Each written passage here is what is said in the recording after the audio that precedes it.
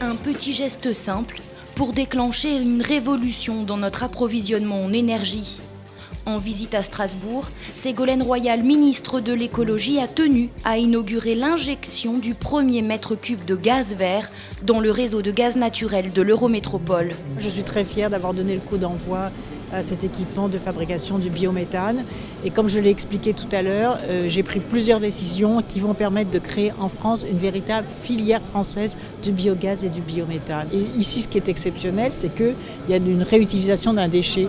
C'est vraiment l'économie circulaire. À partir des bouts de stations d'épuration, on fabrique du gaz. Donc ça, c'est formidable. Ce déchet dont parle la ministre, ce sont les eaux usées des collectivités de l'Eurométropole. Elles convergent toutes vers la station d'épuration de la Vente-Senot. Visite guidée de ce tout nouveau processus. Ici, les eaux sont filtrées par plusieurs bassins. L'un d'entre eux est un bassin biologique. On y injecte des bactéries présentes dans le milieu naturel. Ici, le boulot, c'est simplement de les mettre dans les meilleures conditions pour qu'elles consomment en un minimum de temps un maximum de pollution. Donc on injecte de l'oxygène dans les bassins. C'est pour ça que derrière on voit qu'il y a des bulles et des remous, parce que les bactéries, comme tous les êtres vivants, elles ont besoin d'oxygène et de nourriture.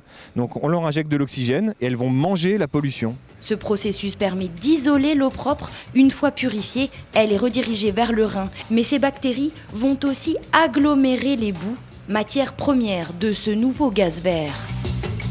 Les boues d'épuration sont ensuite envoyées dans ces gros ballons qui vont les assimiler de manière biologique. Ce sont encore les bactéries qui vont faire le travail puisqu'elles vont digérer les boues comestibles et c'est de ce processus que naît du biogaz. Pour rendre tout cela possible, un investissement de 3 millions d'euros a été nécessaire en installation, mais aussi pour relier la station d'épuration au réseau. Pour relier l'installation de la station d'épuration de la Vente-Senot au réseau de gaz naturel de l'Eurométropole, il y a eu 1,7 km de réseau de canalisation gaz qui ont été tirés par réseau GDS afin de pouvoir raccorder l'installation. On a une capacité d'injection actuelle de 17 gigawattheures par an, ce qui correspond environ à un équivalent de 5000 logements BBC qui pourraient être desservis en biogaz, biométhane à l'échéance, on va dire, 2018-2020. Ce gaz pourra aussi alimenter nos véhicules en gaz naturel. Ce processus inédit en France est le résultat d'un travail et d'un engagement collectif à tous les niveaux. Je dois dire, je suis très fier que Strasbourg puisse être une ville pionnière dans le domaine de la transition énergétique. Qu'il s'agisse des particuliers, des associations, des élus locaux, des entreprises, chacun a sa part à prendre pour réussir à modifier l'équation énergétique de notre territoire dans un sens plus vertueux. D'autres projets sont en cours de réalisation.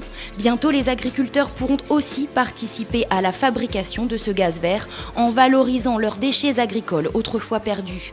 Une initiative qui donne des idées à d'autres villes dans le reste de la France.